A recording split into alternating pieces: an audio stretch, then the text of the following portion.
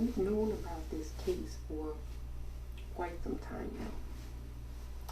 And we're only now speaking out about it because the state of Oklahoma, the political executive branch of the entire state, has usurped its authority to actually conduct proper oversight. And this is a matter of life and death to Julius Jones, who's been incarcerated for a crime that he most likely did not commit for over 20 years. Now,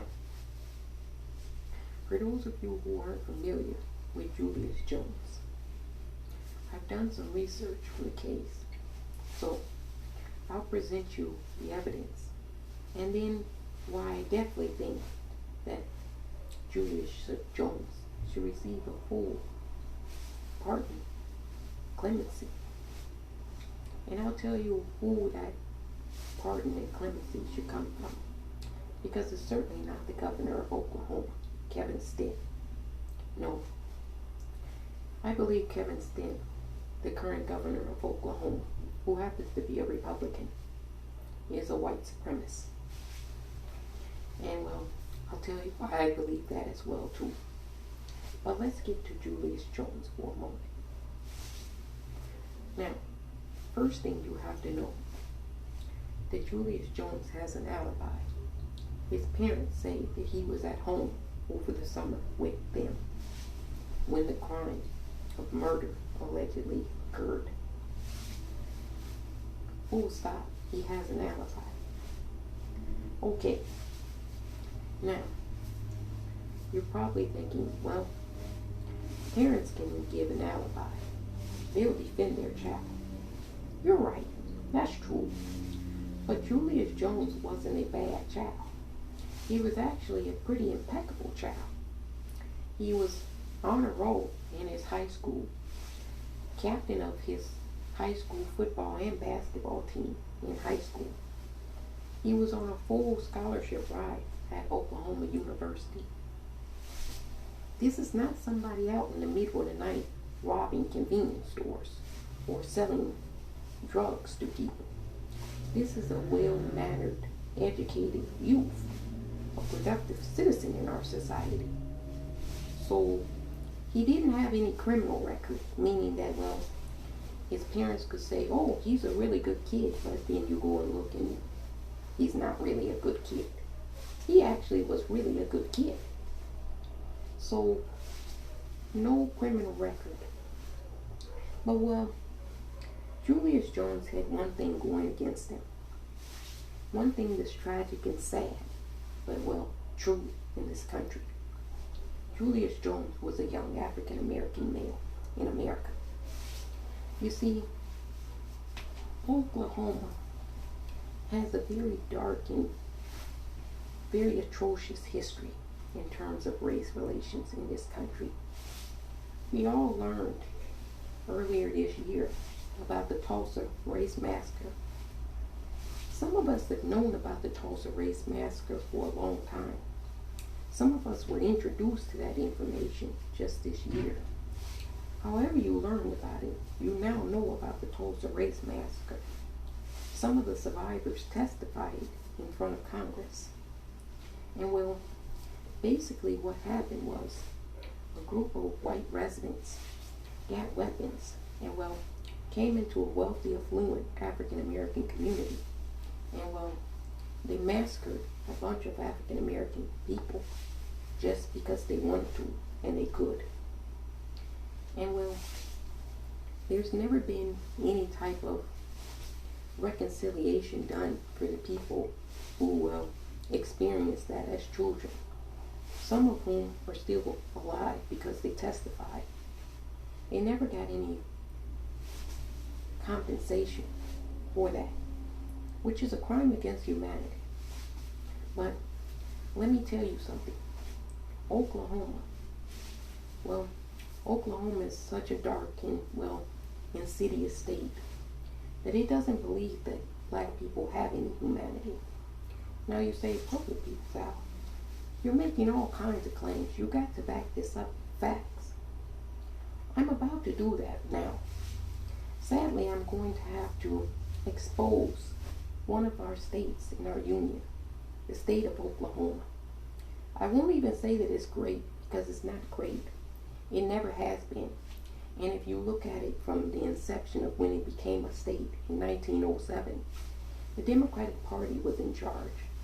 And well, Oklahoma prior to, becoming a state, it was a place that a lot of African Americans fled to get away from the Confederacy in the South.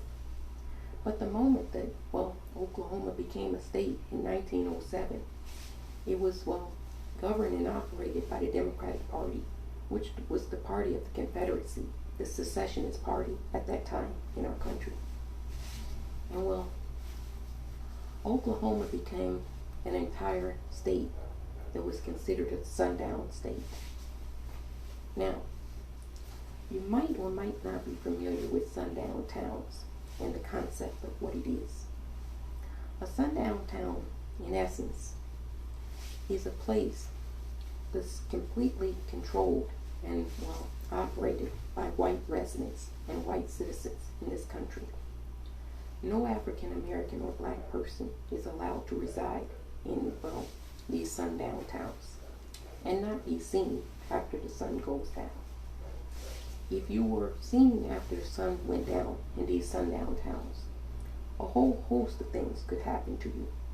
For instance, individuals who were black residents who moved to a sundown town in Oklahoma.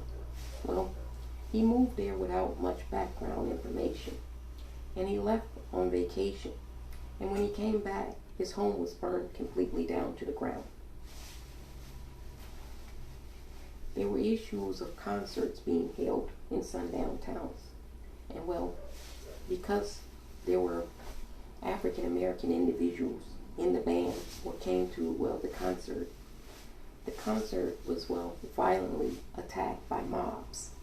And in order for the concert to not take place and the black residents to leave, the people who were good at the time, that did the honorable thing, had to form a line to protect the black residents so they could get on to the station train to get out of the town. These are all things that happen in sundown towns in Oklahoma, across the state. Not to mention that Oklahoma never abided by any of its treaties that, it signed with the indigenous First Nation people. We won't talk about that, but they never did. Now, you're saying, perhaps it was a few towns in Oklahoma. I thought you might think that, but that's not true. 1 second, please. I'm about to read a list of towns, municipalities, cities, suburbs, exurbs.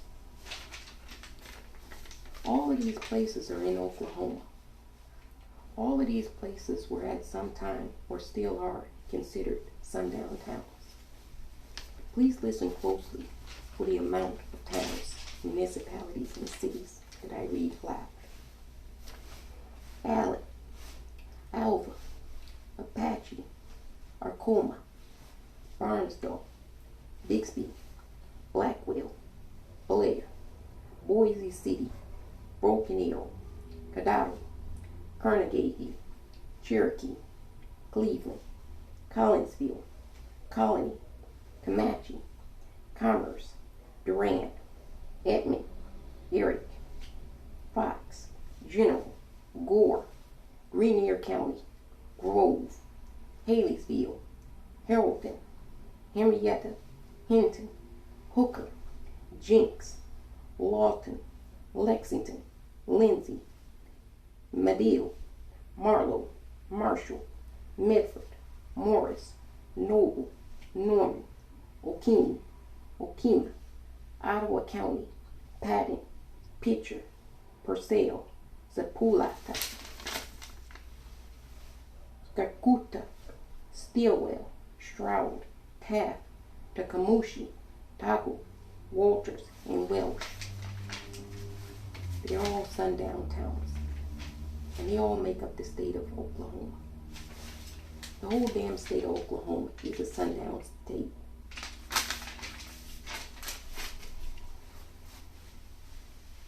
So, with that information, let's go back to Julius Jones. Because, well, he was accused of a murder that there's no evidence that he committed.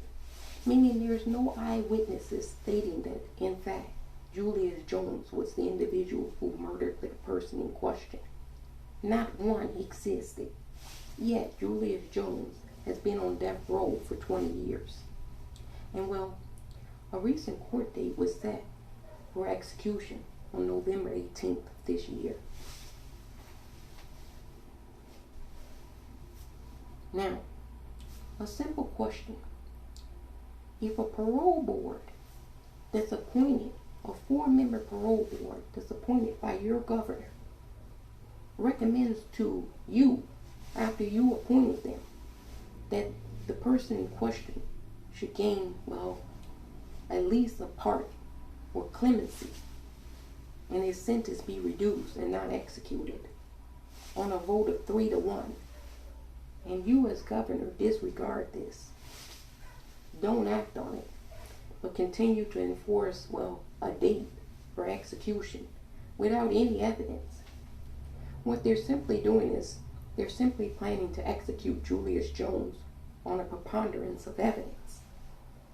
Now, my fellow citizens who aren't from Oklahoma, because we know your history in Oklahoma, my fellow citizens, do we execute citizens in this country based off of a preponderance of evidence?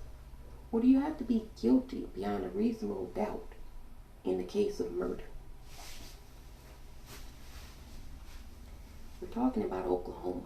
They don't abide by the law. They have unwritten laws. We know this because it was stated up until 1965 in the town of Norman, Oklahoma, where the current governor graduated from Norman High School.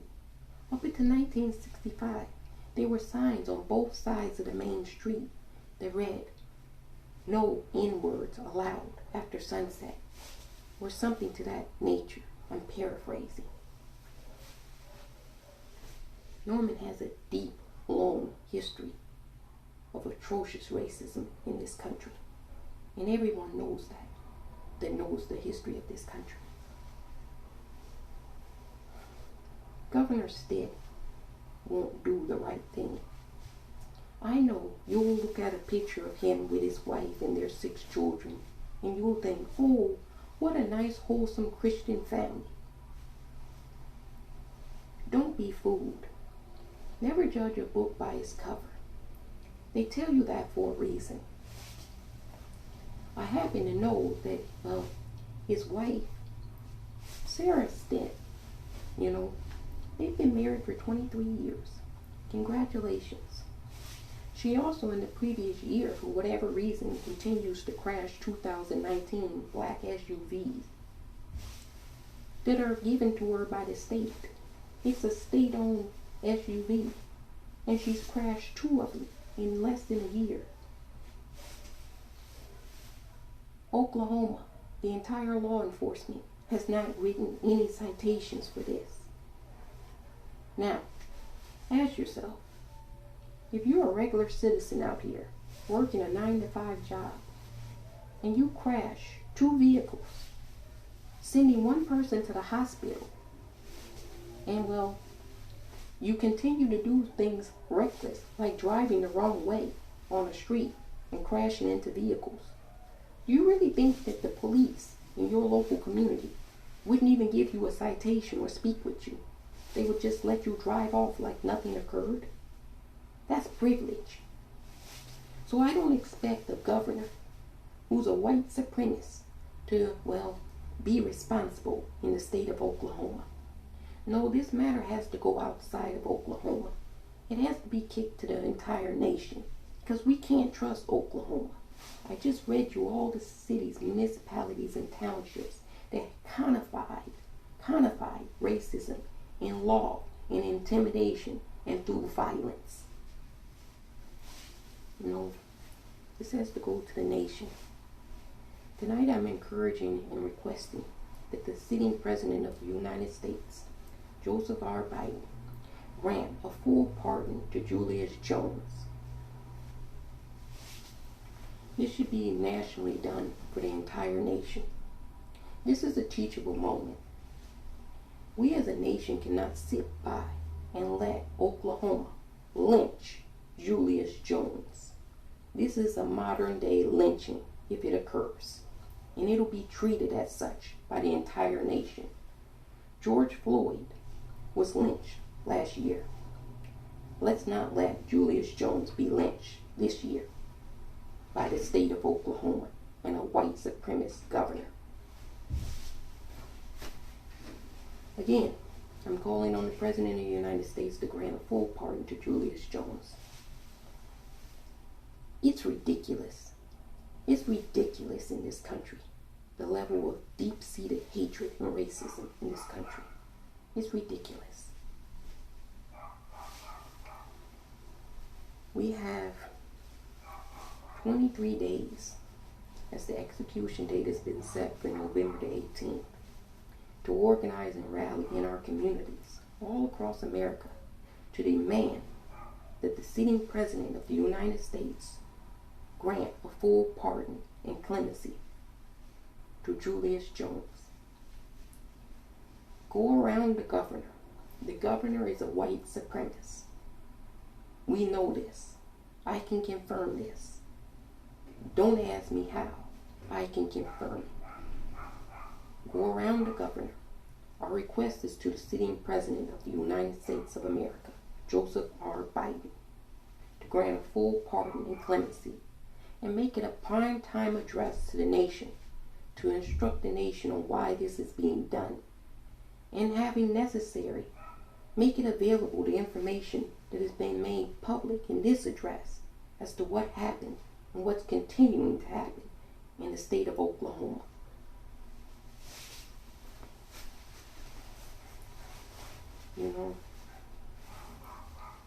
The quarterback for the Cleveland Browns came out today, Baker Mayfield, and did a video in support of Julius Jones, requesting the same thing, a full pardon and clemency. He said people want change. This is a new type of America. We don't want to do the same thing. And that's true. A lot of us want change. But there's still a lot of people in this country who don't. They're sick. They're bitter. And they're racist.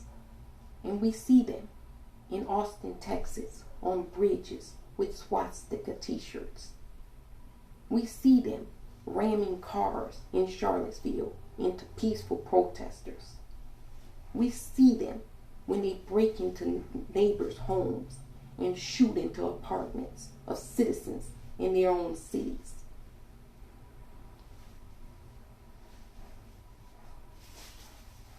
We voted in mass for change, and that should be taken into consideration when we make requests and demands of our elected officials. President Biden has the power to grant a full clemency and pardon, just as President Donald Trump granted a full pardon and clemency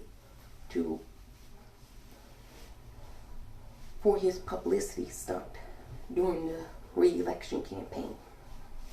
We all know it was a publicity stunt. He didn't even want to do it. Kim Kardashian wanted to do it more than the president. He just thought it was a good polling tactic to get votes that, well, he ultimately didn't get. This is not an election year.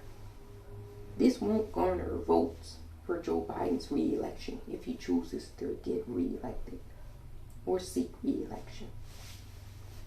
No, this is just the right thing to do as a nation, as citizens. Now, like I said, this is going to require a lot of pressure. We're all going to have to do our part. Make a video. Talk with your friends. Call Oklahoma. Call the Oklahoma senators. Call your representative in Oklahoma. Call your legislators in Oklahoma. Use the hashtag Free Julius Jones. Contact celebrities, slip into their DMs and demand that they be vocal about this. Steph Curry came out tonight and mentioned something about this. Other celebrities have been vocal about this. Demand that all of them get on a chord. Maybe perhaps throwing a concert, if necessary, a virtual concert in support of Julius Jones to raise awareness around the whole entire country about this travesty. But ultimately, our pressure campaign should be directed at the president. That's who I'm directing this at, the president. Because I don't trust Oklahoma. And they have a history that's so dark, insidious, atrocious, that none of us should trust Oklahoma. You know, you can be considered a state, but if you don't act like a part of a union, you're not a union. Oklahoma, since 1907, has never acted like they wanted to be part of the United States of America. So therefore, the rest of us, as citizens, we must take it into our own hands to override Oklahoma. Because Oklahoma wants to see a lynching, like so many other lynchings in the state. But the rest of us in 2021, we don't. We witnessed that with George Floyd, and it was traumatizing enough. If Julius Jones is tragically executed in Oklahoma, this execution is allowed to happen. The protesting, the civil unrest, it'll start back again. But it'll be different this time. It'll be more pronounced, more, well, sadly enough, chaotic and violent. Because, well, violence is what this country's option is towards certain citizens. And, well, violence is going to be the response by the citizens to the country. Let's avoid all of that. Let's do the right thing. The people that have the power should do the thing that they know is right. And that's freeing Julius Jones. So, once again, I call on the president to avoid this whole mess and calamity that we know can befall this nation at a time when we're already in peril. Do the right thing. Grant Julius Jones full clemency and pardon. And to the governor of Oklahoma, you, sir, I happen to know that you are a mortgage company business entrepreneur through Gateway Foundation. And then you tied it into a lot of other things through the state with a bank in Oklahoma. I'm sure you get federal funding for that bank. It should be pulled. You're a white supremacist. You shouldn't get taxpayer funding from the rest of us to enrich yourself off the white supremacy. No, those days are over with. And anyone affiliated with Gateway Foundation, the mortgage company down there, if you're a person of color, try to find an alternative. That's his family-owned business. Break him. Don't give them any more money. Don't give them a red-hot penny. If you want to be a white supremacist, you do that on your own dime, not with the rest of our taxpayer funding. And I mean that. The federal government should look into that bank in Oklahoma, and if they're getting any type of federal allowance or grants, pull the funding. Oklahoma, do better.